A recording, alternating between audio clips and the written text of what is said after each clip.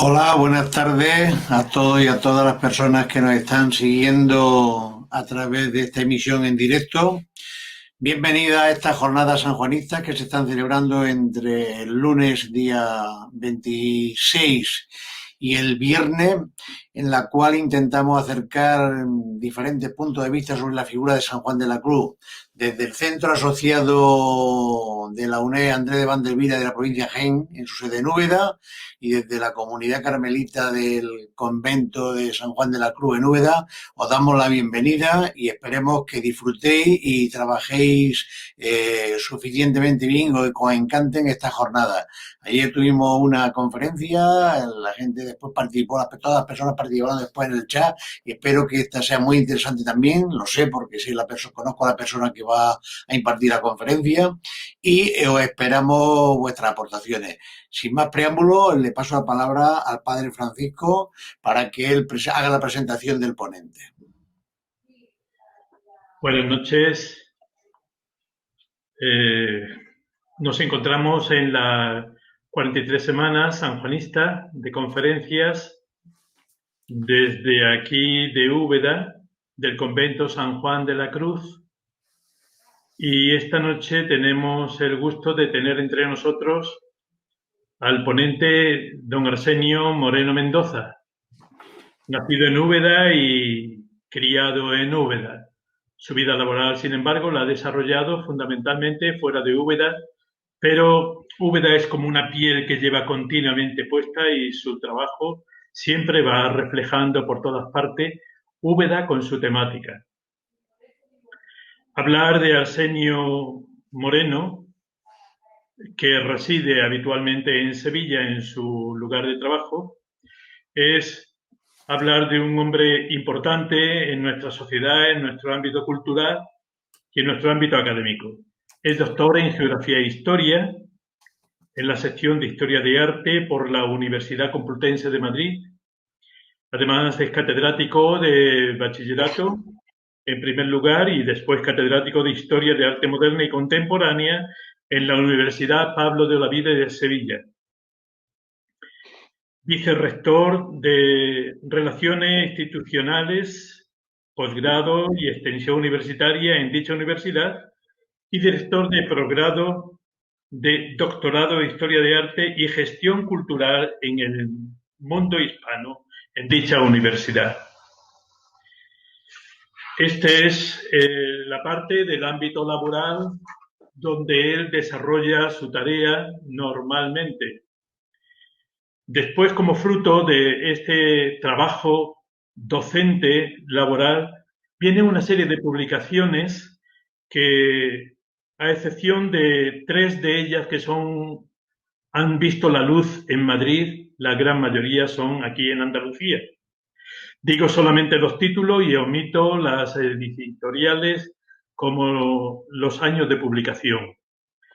En esta docena hacemos elenco de Los Castillos, un siglo de arquitectura en el Renacimiento andaluz. Úbeda renacentista. Mentalidad y pintura en la Sevilla del siglo de oro. Úbeda en el siglo XVI. El pintor en la sociedad andaluza del siglo de oro. Zurbarán. Úbeda de Vandelvira. Urbanismo en la Úbeda del siglo XVI entre la tradición medieval y la reforma. Nuevas visiones de pintura barroca, sevillana. La imagen neoclásica y romántica de Úbeda. Una aproximación a la vida y la obra de José Elbo. Un rayo de tiniebla. En sus publicaciones destacamos fundamentalmente el tema de lo que él es maestro y catedrático, la arquitectura y la pintura.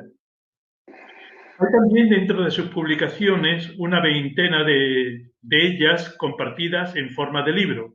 Vamos a destacar de ellas 7. Hijos de Padilla también son la mayoría publicadas como novela y relato aquí en Andalucía, a excepción de la primera, Hijos de Padilla.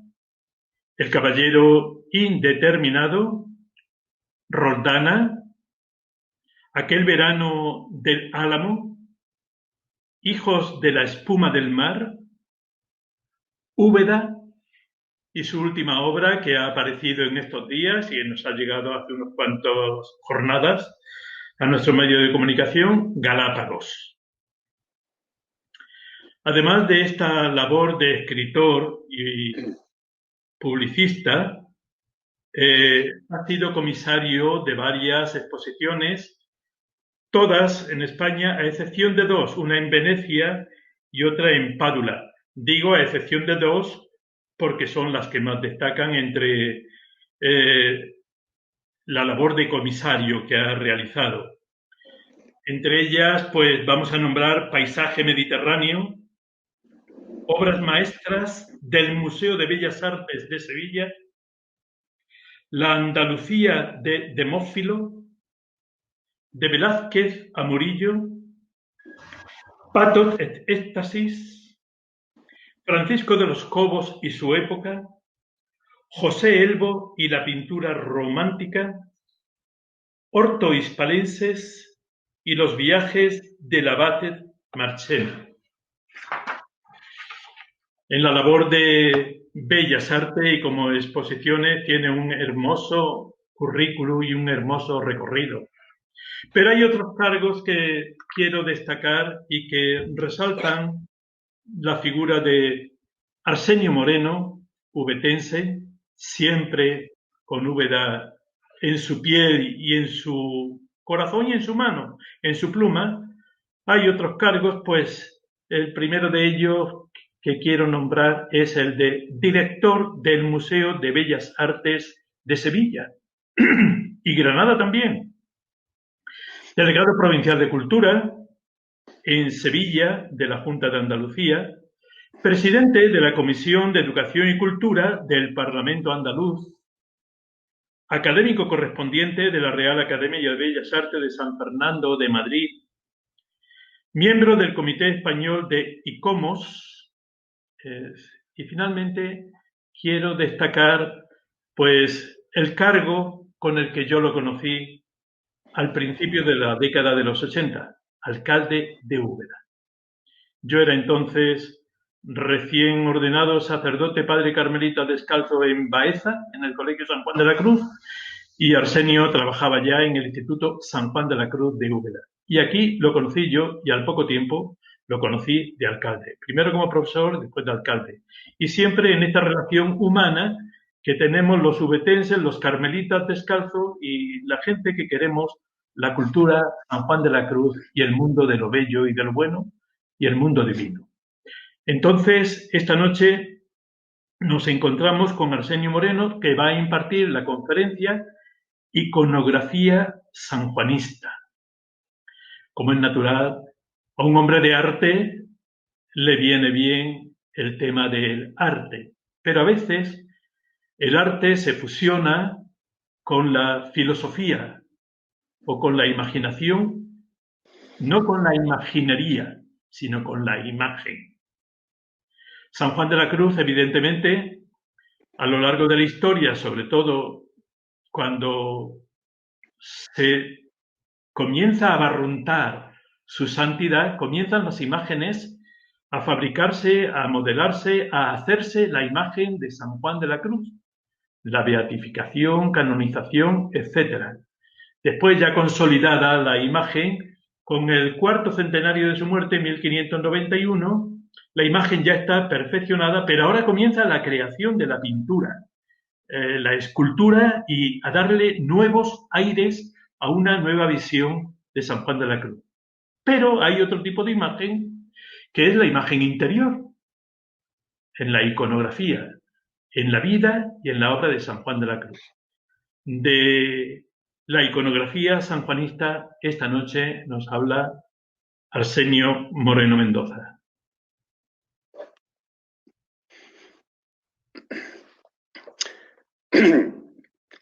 Padre Paco, muchas gracias por tus palabras. Y quiero que, en primer lugar, agradecer a la comunidad de carmelitas de Úbeda la invitación que me cursó para participar en este evento que ya tiene 43 años. Yo era muy joven cuando se inició y el que tengo que decir aquí que siempre quise participar. Así que muy agradecido y, por supuesto, muy orgulloso de poder estar aquí en esta circunstancia un poco, yo diría que casi dramática, ¿no? Pero bueno, en definitiva, la tecnología nos proporciona muchas veces este tipo de alivios telemáticos que sin duda alguna no pueden suplir jamás el calor humano y el contacto, yo diría que no solamente físico, sino anímico entre las personas. En realidad, el tema de la conferencia de esta tarde, el título preciso es San Juan de la Cruz, la recreación inocua de una imagen. Decía el padre Jerónimo Gracián, fundador del convento de Carmelitas Descalzos de Úbeda, con respecto al clima espiritual que se respiraba por estos años de finales del 16, lo siguiente. En esta ciudad, se refería a Úbeda, hay gran número de beatas y estaba dividido en dos bandos. Unas muy amigas de revelaciones, arrobamientos, éxtasis, ternuras y regalos. Las otras, contrarias de esto, de tal manera que cualquier cosa que a esto oliese perseguía y abominaba. En esto Úbeda no se difería demasiado de otras ciudades tan próximas como Baeza, nido de uno de los más notables brotes de alumbrados de Andalucía, surgido al amparo de su recientemente creada universidad, así como de la doctrina y el magisterio apostólico de San Juan de Ávila. Un visitador del Santo Oficio, venido desde el Tribunal de Córdoba a las dos ciudades en 1574, Alonso López, informaba: entiéndese que solo en Baeza hay más de 1000 beatas que siguen esa doctrina y cada alumbrado hace lo que puede y tiene su manada, de las cuales acudieron a mí muy pocas, y estas casi no dijeron nada. Y si en esto hay algún daño, como se presume, parece que no sería posible descubrirse si no es que se llamasen o prendiesen. De este clima de maravillosismo beatoril, histérico, alucinante, no eran ajenas las órdenes religiosas asentadas en ambas ciudades, y mucho menos sus clérigos seculares, algunos de los cuales apacentaban, entre comillas, su propia manada, de manera harto heterodoxa, por no decir herética. Pero el asunto de los alumbrados no solo se circunscribía a algunos grupos de beatas, por muy numerosos que estos fueran. Su espectro, de extracción social mayoritariamente llana, estaba compuesto por priores y licenciados o algún que otro miembro femenino, generalmente de la pequeña nobleza o hidalguía, aunque tampoco faltaban sastres, jaboneros, fundidores y hasta un matarizo de puercos. Su grado de instrucción era mínimo. Como máximo era su facilidad para caer en la seducción o la simple manipulación por parte de sus padres espirituales o simplemente cualquier impostor. Dentro del clero, la fantasía visionaria de unos, la maledicencia perversa e incriminatoria de otros sobre determinados comportamientos ajenos, la murmuración, cuando no la simple calumnia infundada, o el ansia revista de unos cuantos, creaba el caldo de cultivo propicio para el desarrollo de unas relaciones humanas tóxicas o seriamente cuestionables desde un punto de vista de la salud mental. El ambiente generalizado entre las gentes de toda condición y estamento de paranoia religiosa obviamente habría de tener su caja de resonancia en el ámbito enrarecido muchas veces de algunos claustros. Las banderías, la incondicionalidad interesada y cerril, la traición y la carencia en muchos casos de caridad o simplemente agradecimiento fueron las circunstancias desabridas por las que discurrieron los últimos días de la vida de Fray Juan. Dentro de estas turbulencias, San Juan de la Cruz había pasado un momento agridulce de su existencia retirado en el convento de la Peñuela, donde él mismo dice: la anchura del desierto ayuda mucho al alma y al cuerpo. El 19 de agosto de 1591 escribía a doña Ana de Peñalosa desde su retiro. Esta mañana habemos ya venido de coger nuestros garbanzos, y así las mañanas. Otro día los trillaremos.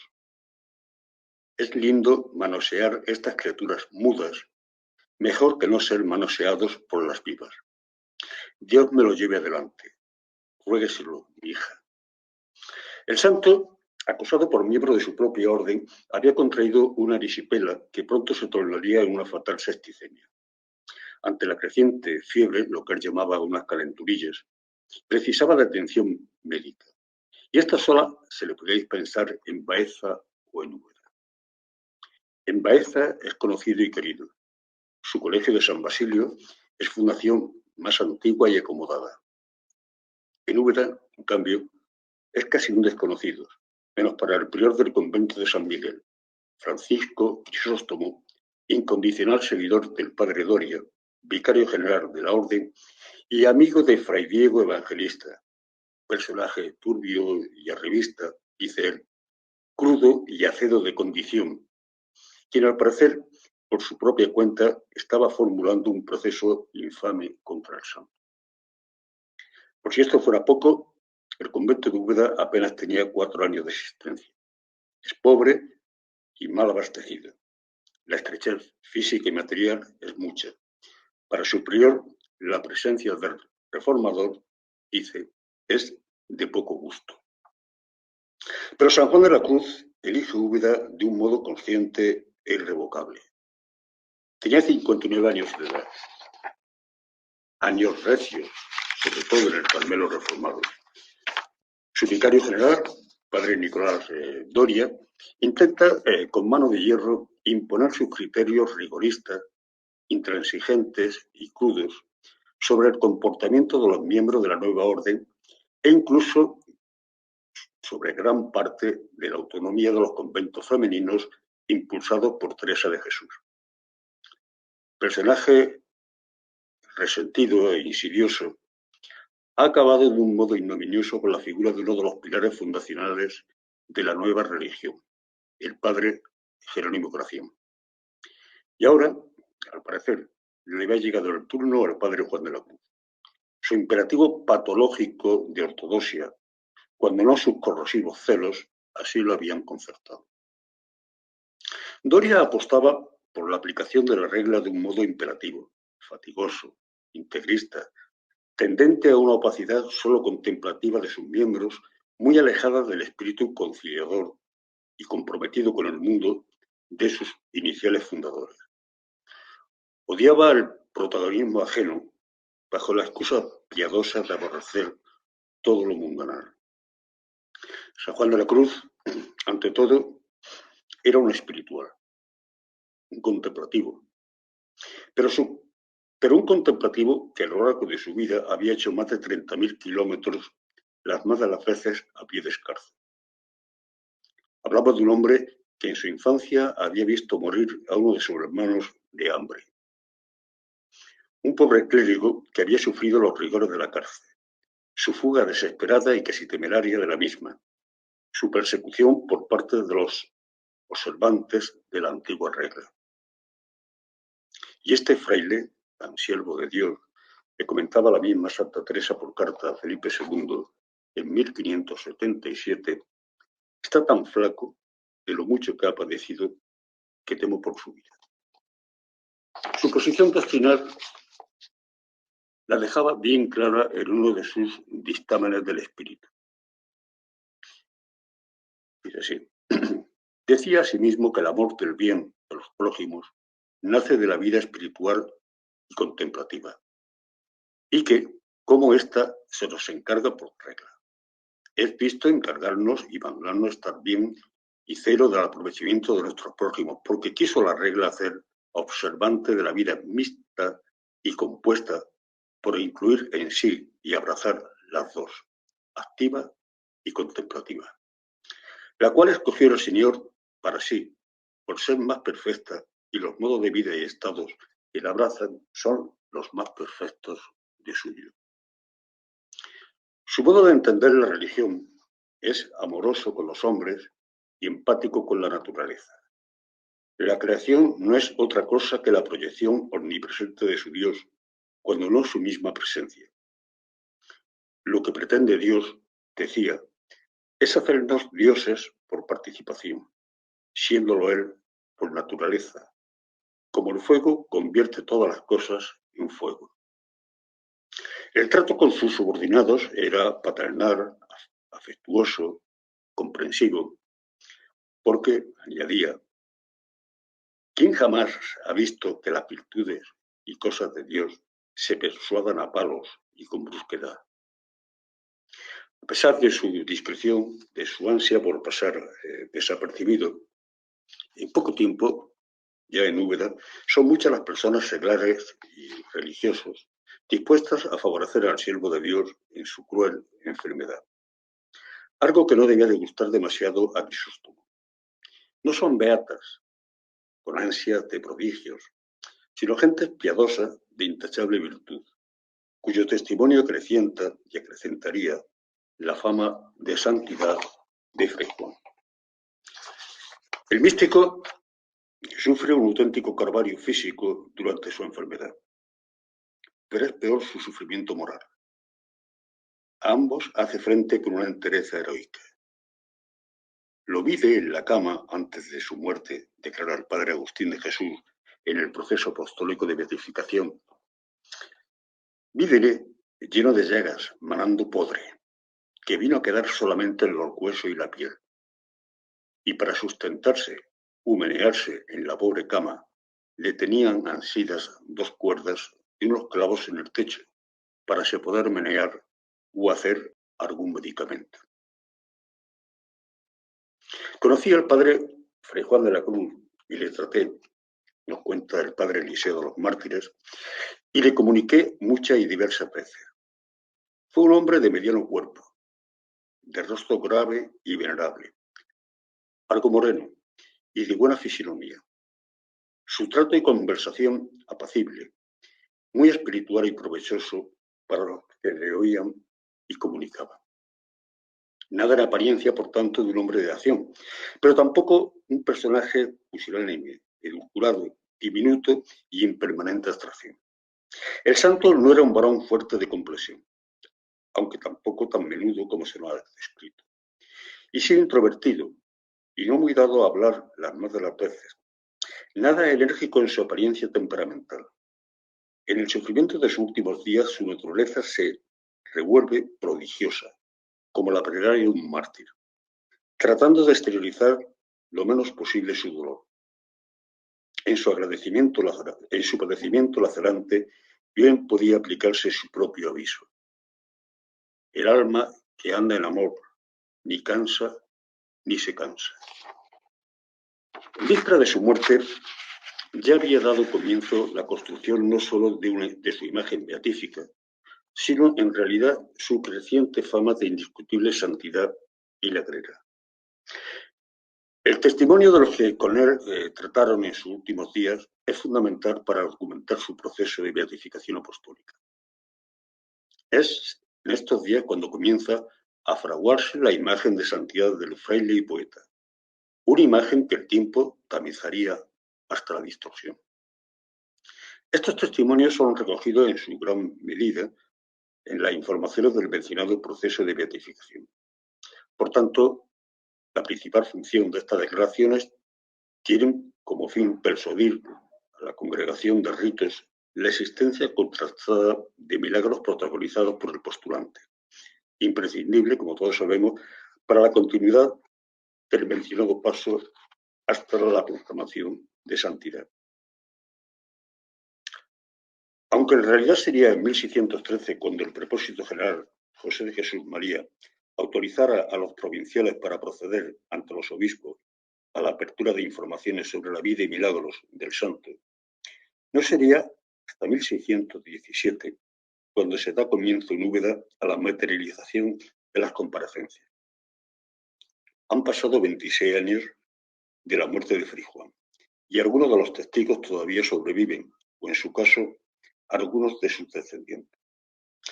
Para entonces, Fray Juan es ya un santo prodigioso, donde su acervo poético, teológico, intelectual, ha sido relegado hasta casi su ocultación.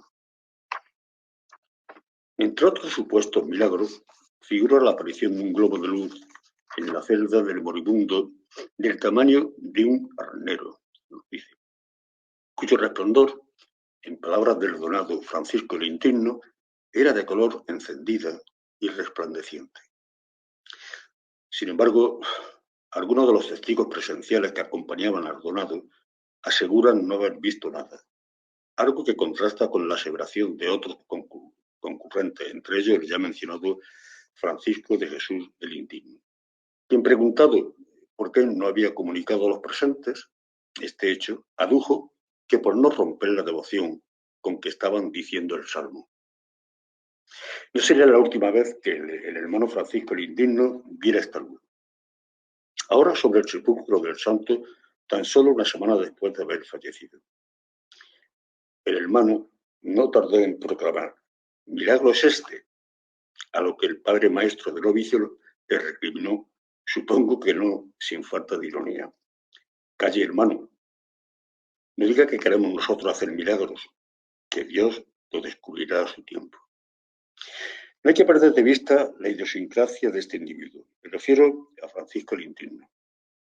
Francisco Hernández, que había sido familiar de un particular en Úbeda, era, al juicio de Álvaro Huelga, un tipo extravagante, hondamente espiritual y simpático, dice él, en medio de su rareza. Cobijado bajo la sombra de San Juan de Ávila, parece ser que en vez aprendió a leer y escribir, pasando a ocupar el cargo de enseñar a leer la doctrina a los niños en el colegio de Úbeda. Teresa de Jesús llegó a conocer a nuestro personaje cuando fue a fundar el convento de Beaza-Segura. A la santa, la visita de estos discípulos del padre Ávila le agradó, pero sobre todo reparó en la presencia de un hombre idiota que se llamaba Francisco Hernández, que enseñaba la doctrina. Hay que indicar que el concepto de idiota para la época no es, no tiene el carácter peyorativo que lo otorga muy bien, sino que un idiota es que prácticamente era un analfabeto, un hombre sin formación, básicamente. En su proceso inquisitorial, puesto que fue sometido a un proceso inquisitorial, el doctrinero era acusado de haber proclamado que el día del Corpus Christi de 1575 había visto un niño en la hostia, y otra vez a nuestro Señor con una vara de justicia en la mano, como enojado. Individuo de mente bulliciosa y fantasiosa, que vestía de clérigo sin serlo, sería encarcelado por el Santo Oficio en 1575. Puesto en libertad, tras largos meses de prisión, sería acogido por el Carmelo como hermano lego en el convento ubetense, no sin antes haber recibido el hábito de manos del padre Gracián. De él, de este mismo padre, en su obra, en su novela La peregrinación de Anastasio, nos cuenta. Salió pues su discípulo Francisco, se refiere al discípulo del padre Ávila, tan fervoroso y devoto, especialmente del Santísimo Sacramento, de quien su amo lo era en gran manera, que el día que se celebraba su fiesta del Corpus Christi, parecía que salía de juicio de puro fervor y devoción.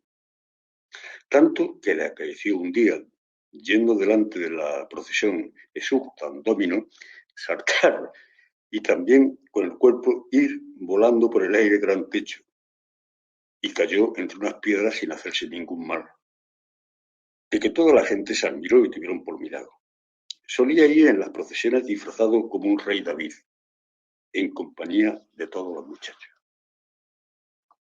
Lógicamente, quiero que le diga, la credibilidad de este individuo, no solamente ahora, ya en su momento debería resultar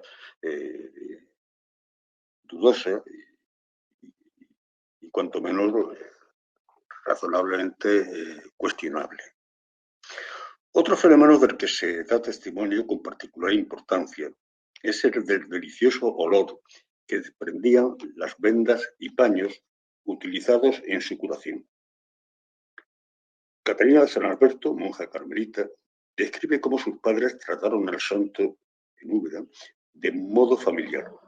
Y todavía recuerda, dice literalmente, cómo se lavaba en casa la ropa y paños, todos los que fueron necesarios para su enfermedad, que los traían como si los hubiesen entrado en una fuente de materia.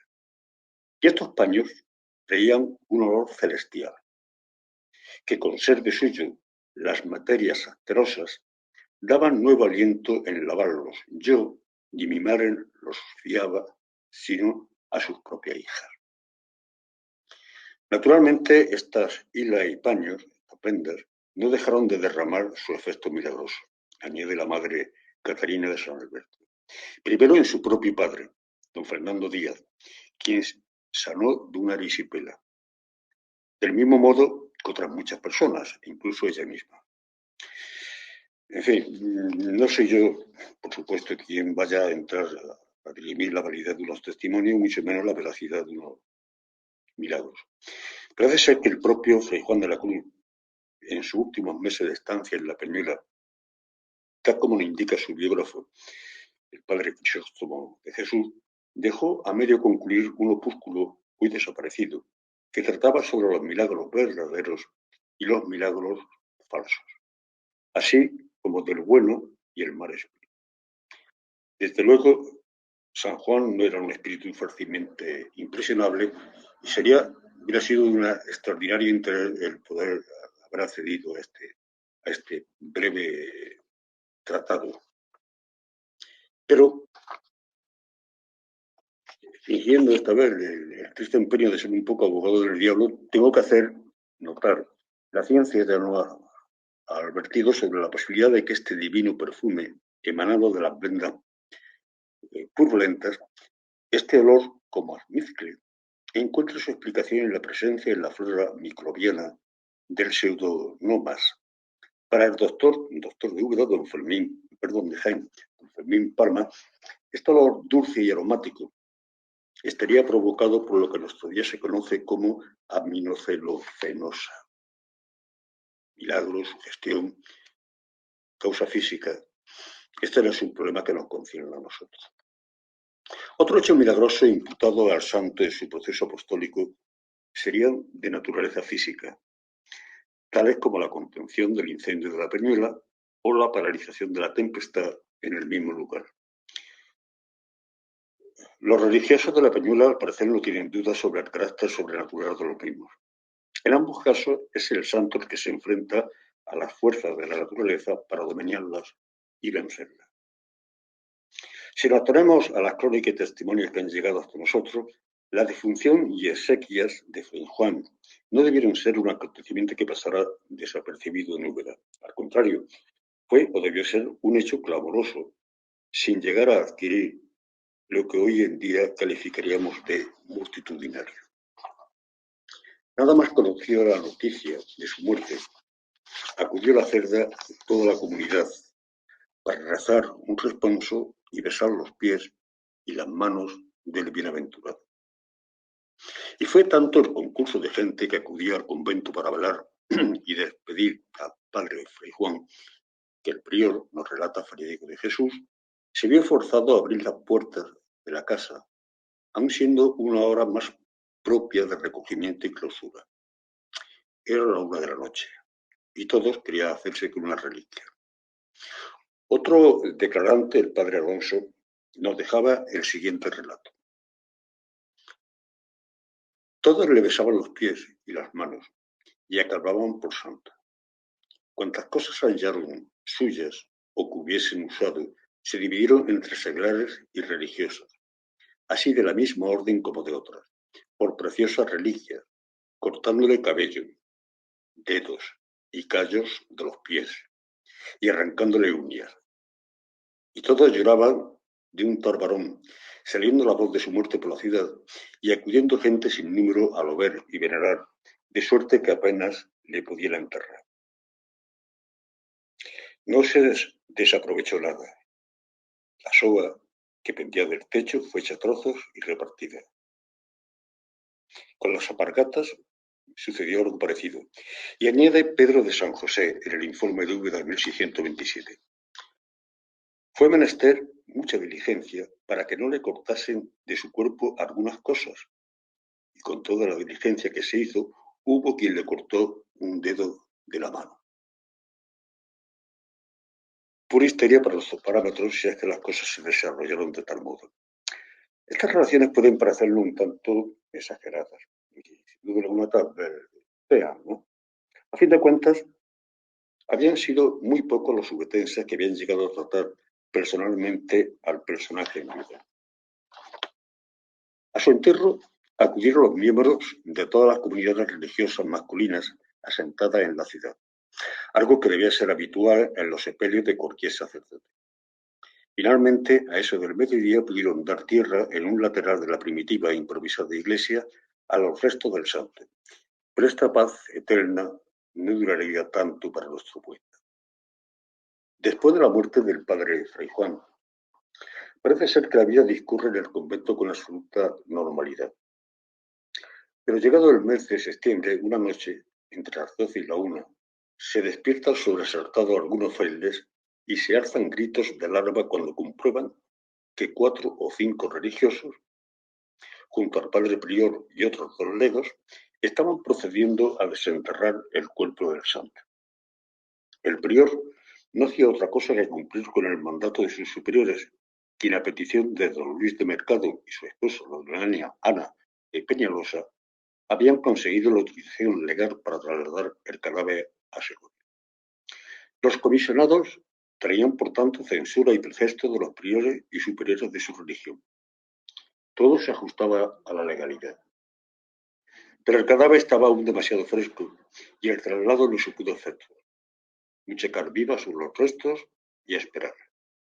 Pasado un año se presentó en la ciudad, procedente de Madrid, un alguacil de vara alta portando un mandamiento del vicario general dirigido al prior del convento de San Miguel, don Fernando de la Madre de Dios. En él se les ordenaba entregar con todo secreto el cuerpo del santo padre Fray Juan de la Cruz, lo que hizo sin oponer, lógicamente, resistencia. Guardaron los despojos en un baúl ya adaptado para tan largo viaje y lo montaron sobre una cabalgadura con absoluto sigilo. Esto parece ser que fue todo. Hay que reseñar que el tránsito de los restos mortales de una ciudad a otra era algo absolutamente legal, como lo sigue siendo, siempre que sus deudos así lo estimaran. En ningún caso era un robo. Hay que reseñar también que el traslado del cuerpo del santo debió transcurrir sin el más mínimo contratiempo y con la mayor reserva. No obstante, por ejemplo, relata el padre Fray Bernardo de la Virgen en el proceso de Úbeda, que dice: si la ciudad supiera, cuando fueron por su cuerpo, que le querían sacar de allí, de ninguna manera le dejaran sacar. Antes todos se pusieran en armas para defenderle, porque entendían que Dios había de obrar grandes milagros y hacer muchas mercedes de la ciudad por su intercesión. Yo no estoy muy seguro de ello. La prueba es que tendrían que pasar 7 años de la muerte de Fray Juan para que la ciudad, a través de su cabildo municipal, en acuerdo del 9 de febrero, tomara cartas en este asunto. Y es en este año cuando el 24, don Diego Ortega Cabrillo, hermano del prior, don Fernando de la Madre de Dios, ambos descendientes de don Fernando Ortega, deán de Málaga y primer capellán de la Sacra Capilla de Salvador, da aviso de lo acontecido tiempo atrás, así como de la creciente fama sobrenatural y taumatúrgica del fraile fallecido en Úbeda. Ortega Cabrillo, junto a otro 24, don José, don Per Afán de Rivera, serían encomendados para hacer las diligencias convenientes. Dice literalmente: sobre la certificación que se tiene de la santidad del padre Fray Juan de la Cruz, fraile carmelita descalzo que murió en el convento de esta ciudad, y la manifestación que cada día se tiene de milagros que por merecimientos y reliquias nuestro Señor obra y concede. Habiéndose extendido la noticia 7 años después, de haberse llevado su cuerpo, la mayor parte de él a la ciudad de Segovia, a pedimento de personas devotas, a donde se ven algunas maravillas en certificación y pruebas de su santidad, en cuya consideración se acordó que los dichos comisarios se informasen de lo que sobre esta hay, y siendo necesario supliquen a su santidad mande restituir el cuerpo del dicho Fray Juan de la Cruz a esta ciudad. De esta iniciativa legal ante la Santa Sede sería cargo con éxito el tesorero de la Colegiata de Úbeda, Molina y Valenzuela, estante a la sazón en Roma. El general de la Orden da la impresión que quiere solucionar este negocio sin pleitos, y así, habiendo venido a Úbeda, se compromete a enviar al convento una importante reliquia, concretamente un brazo y una pierna. Despojos que serían recibidos en la ciudad, dice literalmente también, con gran veneración, aplauso y alegría. Se hizo una arqueta con 2 llaves, una para el corregidor de la ciudad y otra para el padre prior, ubicando la misma en la capilla mayor de la iglesia junto al lado del Evangelio. Era el día 8 de septiembre de 1607. El convento de Úbeda no pudo ver cumplidos sus objetivos plenamente. Tampoco creo que lo esperasen cumplir, pero al menos salió favorecido con cierta generosidad de esta herencia. Sabido es que la posesión de importantes reliquias era motivo de orgullo y prestigio para cualquier población. Para Úbeda no podía ser de otro modo, y así vemos cómo nombra a San Juan de la Cruz en 1675 su segundo patrón con motivo de su beatificación. Pero si importante podía ser para toda una ciudad, no digamos para un convento, cuya implantación había sido, no lo olvidemos, relativamente reciente. Y así debió ser, pues en pocos años las miserables casas que constituían su fábrica primitiva fueron experimentando una importante y continuada mejora para el mismo. El santo ya lo había profetizado en su agonía. Las numerosas limosnas, las mandas testamentarias, unidas a la cesión gratuita por parte del Concejo de Espacios Urbanos Residuales, tales como Adarve y Callejas, obraron este aparente milagro. De este modo lo aseguraba el padre Fernando de la Madre de Dios en el proceso de 1626. Y así se ha visto y ve milagrosamente, va cumpliéndose lo que el santo profetizó, porque después acá se ha hecho una muy linda y capaz iglesia, un claustro que es el mejor o el segundo de la provincia, y se ha ensanchado de manera que se ha hecho una huerta muy grande, cosa que jamás se pensó, con grandes y alegres vistas y con buena cantidad de agua para regarla. Para todo lo cual, esta ciudad de Úbeda, por la grande devoción que tiene nuestro Santo Padre Fray Juan de la Cruz, dio 3 calles junto a la muralla y licencia para que los dichos frailes las pudiesen romper para entrar a la dicha puerta. Con lo cual, está la casa anchurosa y alegre, que todo el mundo se espanta y admira en ver lo mucho que se ha labrado y se va labrando. Y dicen que no es posible, sino que los dichos frailes se han hallado un gran tesoro, pues tanto lo labran. Y este testigo dice que el tesoro es haberlo profetizado el santo Fray Juan de la Cruz, a quien él y toda la ciudad atribuyen esta grandeza y aumento. La beatificación de San Juan de la Cruz se produjo en 1675 y en 1725 su santificación. Habían pasado 84 años desde su muerte. La actitud de pontífices como Urbano VIII o Alejandro VII no era la más propicia para los negocios procedentes de España. Es indiscutible que nuestro santo era un espíritu libre, y así lo demostró hasta los postreros minutos de su vida. Cuenta la madre Catalina de San Alberto que cuando el padre prior comenzó a leerle la recomendación del alma, el enfermo le pidió: dígame, padre de los cantares, que eso no es menester. El Cantar de los Cantares, recordemos, era una obra que estaba en el índice de los libros prohibidos por la Inquisición. Era una obra que había costado a Fray Luis de León muchos años de cárcel por motivo de su traducción. No ignoramos que ya muerto el santo, Oficio continuaba investigando su obra y que el místico tendría que ser defendido por un sobrino, precisamente de Fray Luis de León, con todo vigor y gallardía. A fin de cuentas, sus planteamientos doctrinales no distaban tanto de otros heterodoxos como Miguel de Molinos u otros quietistas condenados con posterioridad en Roma por el Tribunal de la Vera Verde. Un ejemplo de esta actitud de cautela frente a la divulgación de su obra literaria, supongo que por parte de algunos miembros de la orden, lo encontramos en el retraso,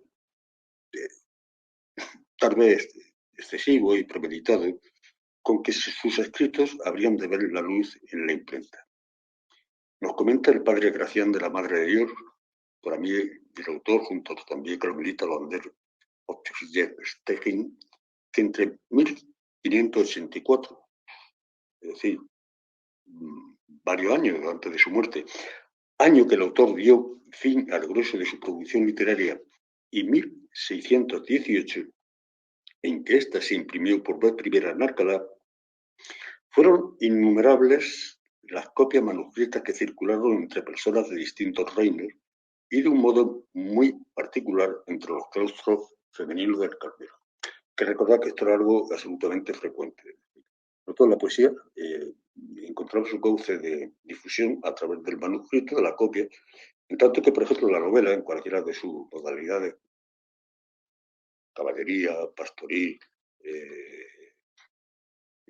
bizantina, o los grandes tratados, efectivamente, eso sí requerían ya de una impresión. En octubre de 1618 se acababa de imprimir en Alcalá de Henares la primera edición del grueso de su obra. Tan solo 3 meses más tarde se daba licencia para reimprimirlas en Barcelona dentro de la orden, pero con la amenaza de hacerlo fuera de esta si no se hacía. No hay que ignorar que esta divulgación coincidía de carácter propagandístico en parte con el inicio, unos meses antes, del proceso apostólico de beatificación.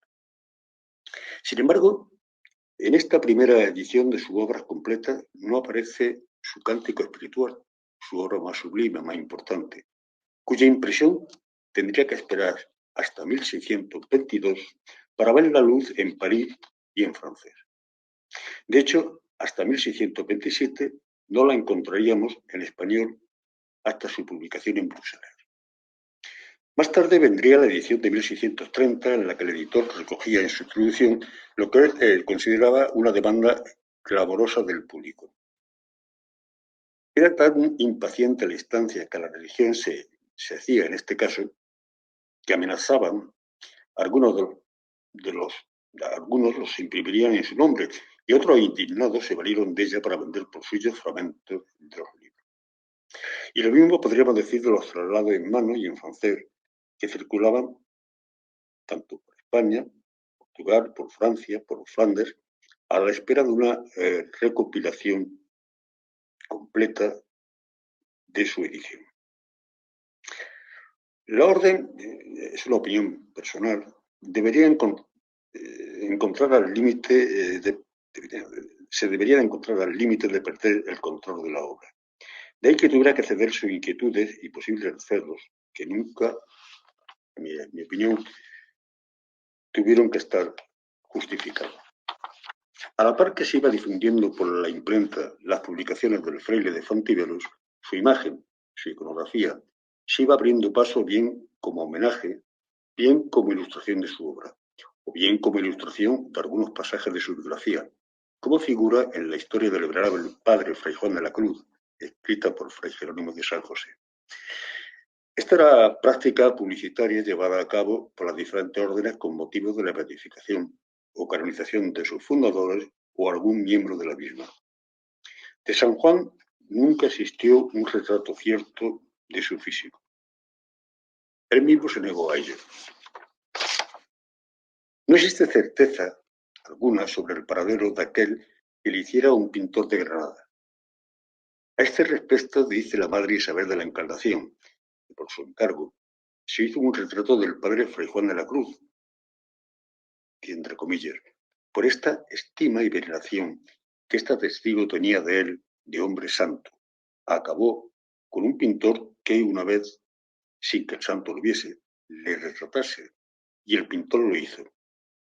Y este testigo le hizo añadir estas palabras que el santo solía traer en la boca de ordinario: Deus vitam meam annutiavit tibi. Es el testimonio de esta monja el que hace pensar al padre Silverio considerar esta obra como la más verosímil y antigua representación de San Juan de la Cruz. Este razonamiento ha hecho creer a algunos investigadores que el retrato granadino habría sido llevado a Úbeda por la propia Isabel de la Encarnación, quien se alojó en este convento unos días cuando se dirigía a fundar Baeza. La madre Isabel lo donaría a esta comunidad femenina como ofrenda a un milagro allá acaecido durante su estancia. Michel Florisone, tal vez el mayor especialista en la iconografía sanjuanista, se percata de algo que para nosotros parece evidente, y es que este cuadro no pudo estar pintado en las últimas décadas del XVI, y tuvo un motivo formal, estilístico, sino hacia el último cuarto del XVII. Se trataría, quién sabe, por tanto, de una copia derivada, en opinión del padre Valentín de San José, de las representaciones conservadas en Valladolid y en Segovia. Conjunto de retratos primitivos, 2 en Granada, 2 en Úbeda y 2 en Segovia, más otro conservado en el convento de las Carmelitas Descalzas de San Lucas de Barrameda, nos aproximan a lo que posiblemente puede tratarse de un modelo común. Más interesante resulta, a juicio de Moreno Cuadro, el lienzo conservado en el convento sevillano de San José del Carmen, cuya dependencia con el ejemplar de Úbeda parece evidente. Este también porta la filacteria con el salmo, aunque la posición de la figura se invierte, cambia.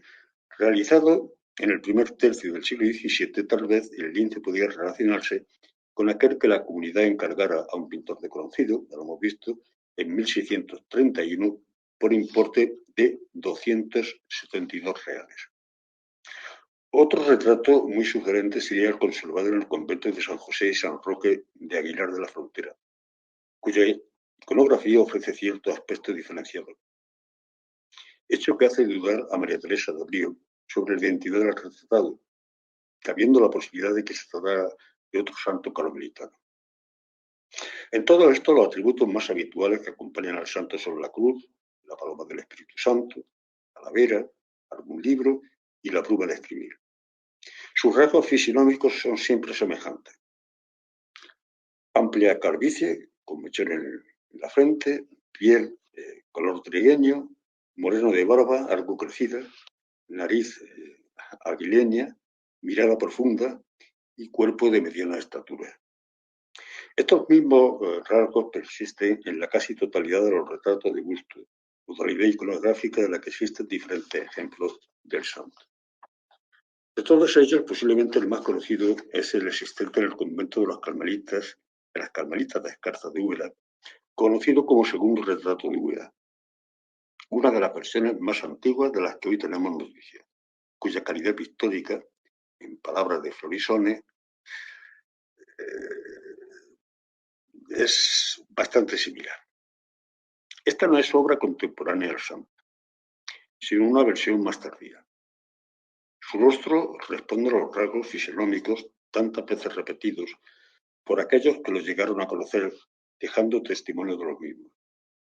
Sus atributos iconográficos son inexistentes en este caso. El santo, en la estricta oración, viste hábito y capa carmelitana sobre un fondo oscuro. Bustos como el de Málaga, Antequera o Córdoba encuentran su modelo original en este de Úbeda.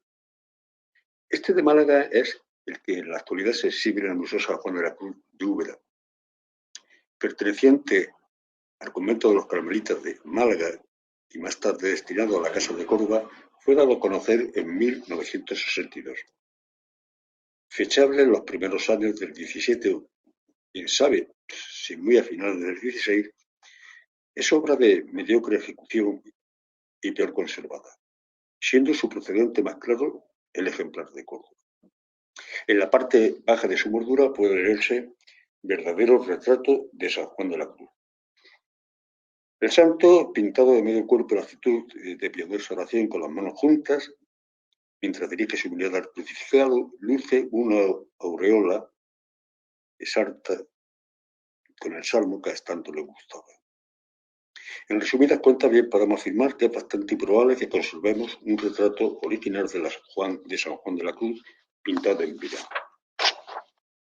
Lo que tenemos son copias, recreaciones del mismo tema, llevadas a cabo en los siglos XVII y XVIII. Estas obras proceden tal vez de forma remota de una misma fuente icónica. En su transmisión tuvieron mucho que ver los primitivos grabados y estampas de que la efigie del santo fueron realizadas, con un mayor éxito de difusión, evidentemente. También son incuestionables las descripciones literarias que algunos autores nos dejaron del místico. A la postre, hoy solo contamos con interpretaciones piadosas que siempre nos han de remitir a los tópicos de la santificación. En una comedia anónima del siglo XVII, titulada Un pastoral albergue, un grupo de campesinos reacciona ante la presencia de un retrato que ha sido colgado de un árbol. Es un santo, sentencia uno de ellos, a lo que otro, más sabiondo, responde con cierta jactancia. Siempre has de hablar desatinos. Santo es, pues está pintado.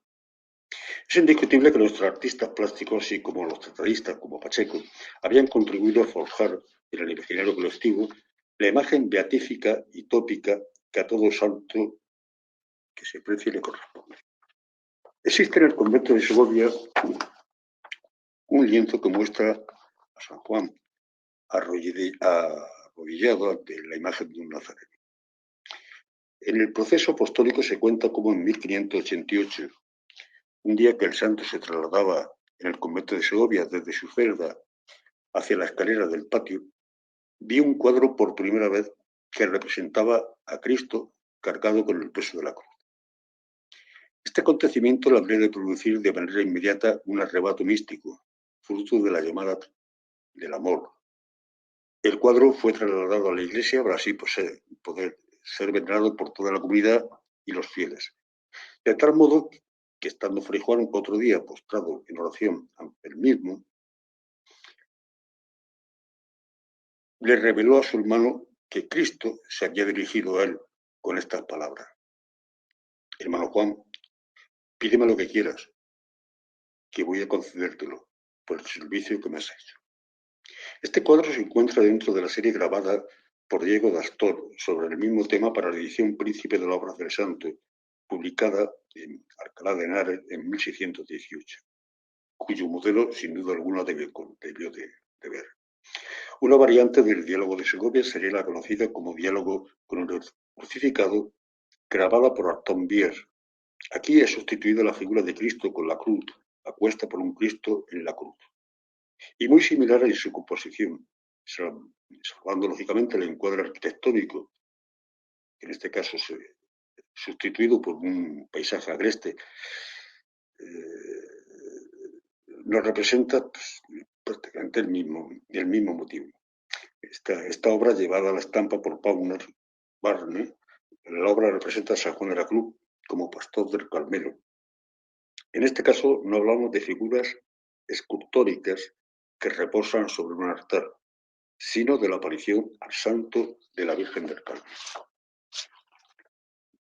En las dos primeras representaciones nos encontramos al santo en actitud orante frente a dos imágenes de Cristo. Estas son hechuras de santo, no son apariciones. Es decir, son figuras materiales hechas para su veneración.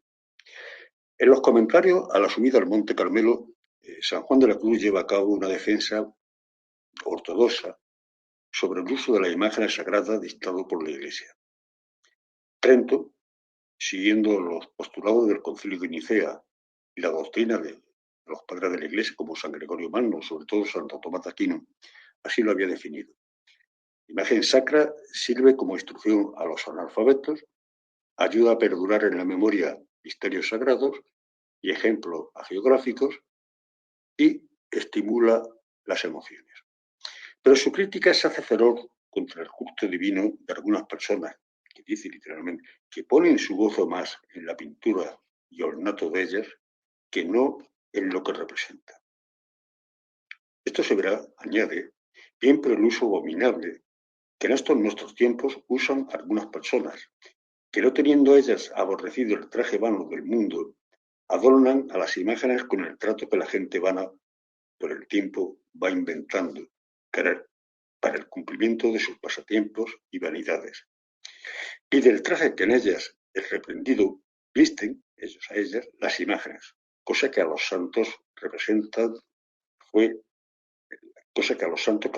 fue tan aborrecible y lo es, procurando en esto el demonio y ellos, en el canonizar sus vanidades, poniéndolas en los santos, no sin agraviarles mucho.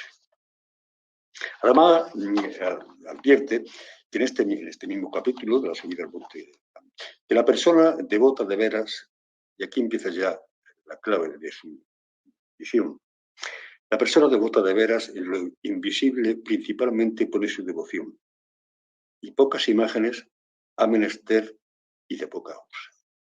Y ello porque ha de tener, por cierto, el alma, que cuando más asida con propiedad estuviese a la imagen o motivo, tanto menos subirá a Dios su devoción y adoración. Lógicamente, aquí la influencia de las mixtas son bastante claras, ¿no? El pensamiento teológico y doctrinal de San Juan de la Cruz y su misticismo cristocéntrico nada tiene que ver con el valor otorgado a la imagen, no ya tanto por la Contrarreforma como mucho menos por el barroco y la composición del lugar argumentada por Ignacio de Loyola en su metodología para la meditación. En clara coincidencia con la mnemotécnica ignaciana, nos dice Aurora Ejido, basada en la retórica tradicional, San Juan habla del acto discursivo de la meditación por medio de imágenes, formas y figuras fabricadas a través de los sentidos.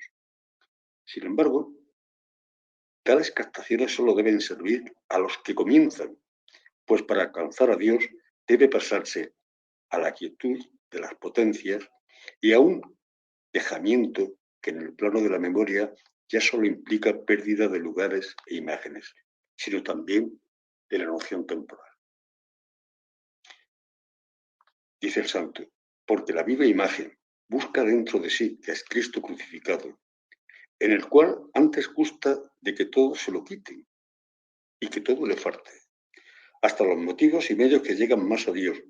Quitándoselos queda quieto, porque mayor perfección del alma es estar con tranquilidad y gozo en la privación de estos motivos que en la posesión con apetito y asimiento de ellos. San Juan de la Cruz nos habla de quietud, nos habla de vacío, de desprendimiento de los apetitos que son las potencias del alma. En una palabra, el planteamiento doctrinal del santo con respecto al papel que juegan las imágenes en la experiencia mística es radicalmente anicónico. Y ello parece ignorarse durante siglos, quedando reducida su imagen, su figura, a la de un fraile devoto, postrado ante las imágenes divinas, aunque contrahechas. Todo lo que la imaginación puede imaginar, dice en su subida al Monte Carmelo, y el entendimiento recibir y entender en esta vida, no es ni puede ser próximo para la unión con Dios. Si se hace el alma al sabor de la devoción sensible, nunca atinará a pasar a la fuerza del deleite del espíritu, que se halla en la desnudez espiritual, mediante el recogimiento interior. Silencio, vigilia y noche. Silencio y ceguera. Soledad de los desiertos desabridos. Silencio de admiración y sabiduría. Silencio en Dios, que se hace música callada en las esferas y soledad sonora en el alma. Silencio y expulsión de los sentidos. Silencio de las potencias del alma. Experiencia que solo puede traducirse en un gorjeo infantil o en la interjección de admiración. Silencio para fundirse en Dios, para ser poseído y ocupado por Él, para poder cantar suavemente poniendo nuestro pico al sol sin abrazarnos.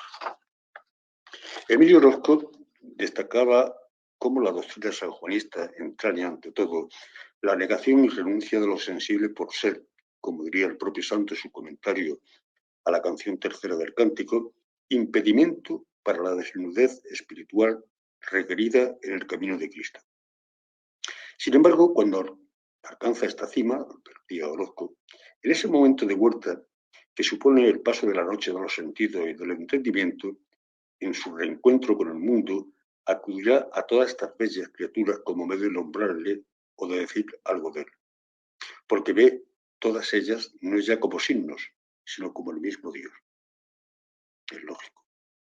Si no recurriera inevitablemente a la palabra, no hubiéramos tenido un poeta. Por tanto, toda mediación imaginaria, fantasía o imaginativa, no solamente es superflua para el santo, sino inconveniente, pues son como el vapor que no deja ver el sol, o el espejo y el agua envueltos en cienos que impide todo el reflejo. Todo estorba a este pájaro solitario que no sufre compañía y que vuela sin determinado color. Solo la más completa oscuridad es capaz de recibir la luz divina, aquel rayo de tiniebla. La teofanía solo se produce en el vacío más absoluto y oscuro, en la abstracción anicónica que solo la noche oscura del alma procura. Otras aprensiones, lo dice el santo en su subida al Monte Carmelo, son naturales, que son las que habilidad activamente puede fabricar en sí por su operación, debajo de formas, figuras e imágenes. Y así a estas dos potencias pertenece la meditación, que es acto discursivo por medio de imágenes, formas y figuras, fabricadas e imaginadas por los dichos sentidos, así como imaginar a Cristo crucificado o en la columna, o en otro paso, o a Dios con su grande majestad en un trono, o considerar e imaginar la gloria como una hermosísima luz, etc. Y por el semejante, otras cualquier cosa, ahora divinas, ahora humanas, que pueden caer en la imaginativa. Todas las cuales imaginaciones se han de venir a vaciar del alma, quedándose a oscuras, según este sentido, para llegar a la divina unión, por cuanto no pueden tener alguna proporción de próximo medio con Dios tampoco, con los corporales que sirven de objeto a los 5 sentidos exteriores. En nada vemos, por tanto, la más mínima coincidencia iconográfica del santo entre su convencional figuración y su personal concepto de oración, difusión mística, donde todo lo que sea imagen parece sobra. De donde llegan muchos, dice espirituales, los cuales, habiendo ellos ejercitándose en llegar a Dios por imágenes y formas y meditaciones, cual conviene a principiantes, sí, lo justifica, personas que se están iniciando, queriéndolos Dios recoger a bienes más espirituales, interiores e invisibles, quitándoles ya el gusto y jugo de la meditación discursiva, ellos no acaban ni se atreven a saber desasirse de aquellos modos palpables a que están acostumbrados. Porque cuando el alma se pone más en espíritu, más cesa en obra de las potencias en actos particulares.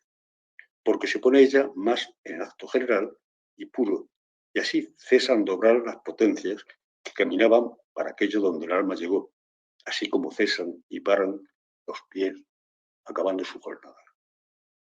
Para entrar en la contemplación, nos indica José Ángel Valente, es necesario haber optado por una radical salida de los propios límites, del alma y sus potencias, porque el proceso que esta salida inicia es precisamente el de la destrucción o deshacimiento, en palabras de San Juan de la Cruz, de la identidad de sí mismo.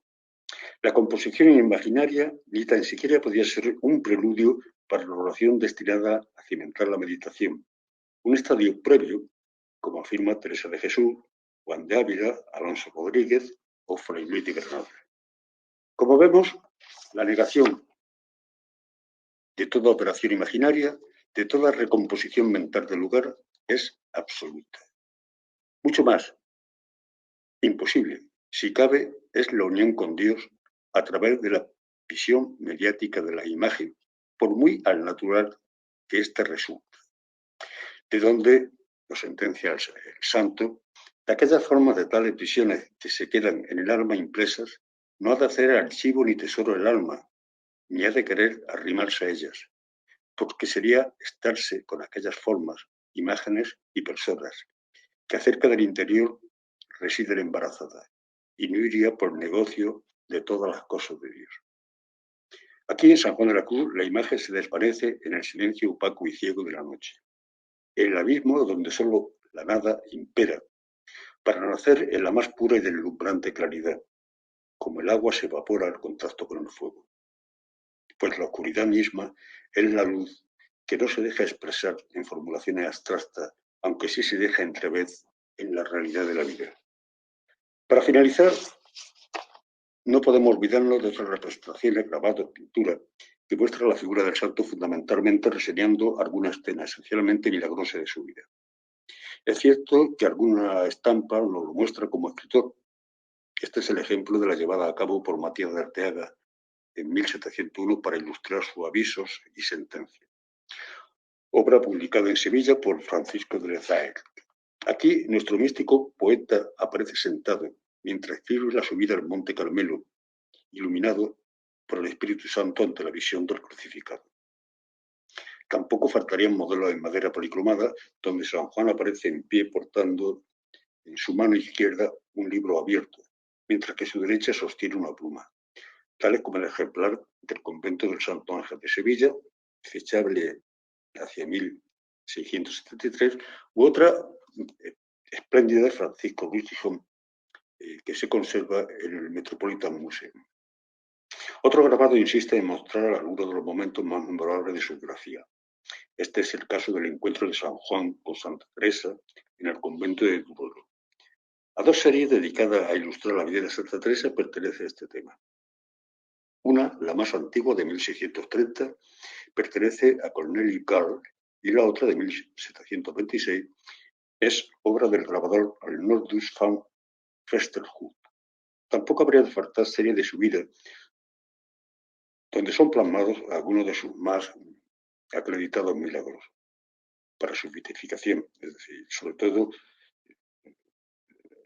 hay que pensar que necesariamente se tenía que formar la imagen de un santo que obraba milagros, de un santo, en definitiva, milagrero.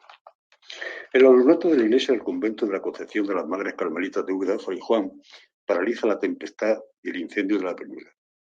Estos lienzos, pintados en la segunda mitad del siglo XVIII por un autor desconocido, anónimo, no se ajustan a los modelos previos llevados al grabado, como puede percibirse en la serie realizada por Matías de Arteaga con anterioridad.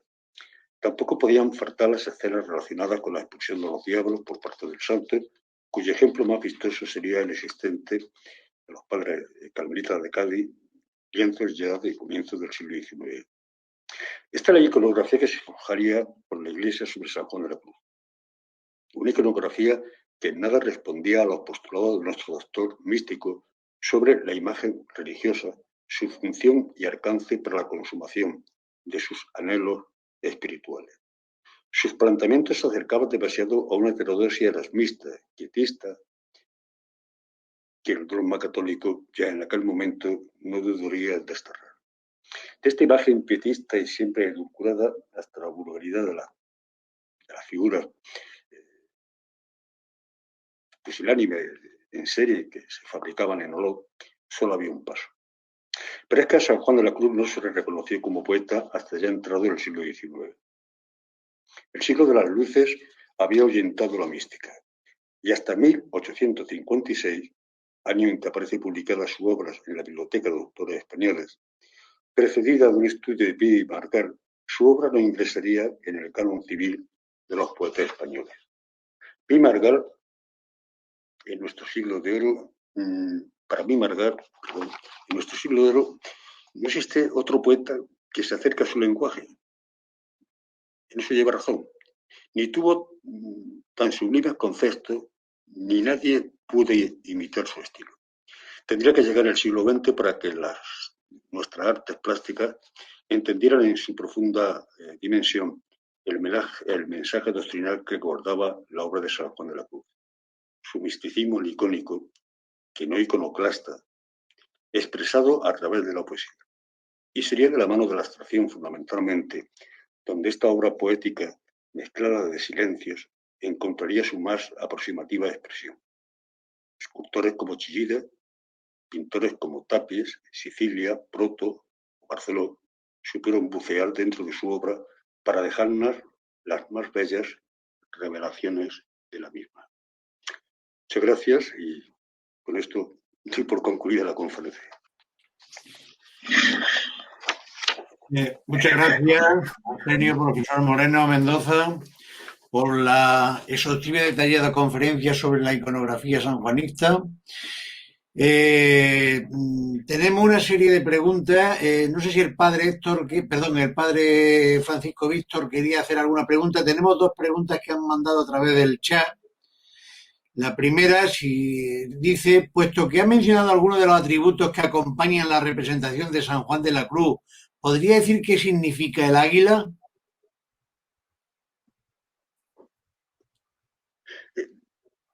Me imagino que el mismo significado que tiene dentro del tetramorfo. Es decir, en unas palabras, es el pájaro solitario que vuela también y que lo expresa, que lo recordaba José Ángel Valente, ¿no? Ese pájaro que vuela hacia el sol, que no admite compañía y que canta dulcemente, es un símbolo de la mística también. Muy bien. Hay otra pregunta que dice, ¿los cuadros de los que usted nos habla, en su opinión, nos transmiten una imagen real de San Juan de la Cruz? No. Se ha dicho que de San Juan de la Cruz no se conserva ningún cuadro que se hiciera en vida. Se va recreando una imagen a través de unos cuadros primitivos, generalmente muy flojos de factura, o de descripciones que se hacen del personaje, hasta concretarse una iconografía estática, casi, ¿no? Que es esa iconografía pietista que ha llegado hasta nosotros. Y que curiosamente, pues, por ejemplo, abunda mucho en la imagen de San Juan de la Cruz, adorando y rezándolo en Cristo, cosa que hemos visto que él no admitía. Gracias, Arsenio. Padre Francisco Víctor, ¿tiene alguna pregunta? Y cuando tú quieras, cierra la conferencia. Bien, Arsenio. En esta conferencia que has desarrollado sobre San Juan de la Cruz con el fondo, porque el tema de la imagen, cuando más ha aparecido, ha sido prácticamente en la cuarta parte de la conferencia, y mezclando un poquito la imagen, la pintura, yo quería decir en primer lugar que la imagen para San Juan de la Cruz, por una parte es básica en tanto que su interior, los poemas los deja en palabra escrita. Y por otra parte, el montecillo y el dibujo de Cristo son imágenes plásticas de Fray Juan de la Cruz. Después, en su proceso doctrinal, lo has dejado muy bien, cómo es necesario prescindir de ella para la unión con Dios, como él lo deja en la subida del Monte Carmelo. Pero a mí me ha parecido que él utiliza mucho la imagen porque a sus frailes en el Calvario, aquí en las sierras de Jaén, y en los mártires de Granada los saca para que se recreen en la imagen y puedan servirse del agua, las flores, las plantas, los árboles, la vegetación, los pájaros para alabar al Señor. Quería hacer esta pequeña precisión por una parte, que no es verdaderamente pregunta, pero cómo San Juan de la Cruz se sirve de todo lo creado para elevarse, que es la imagen, la huella, el paso del Creador.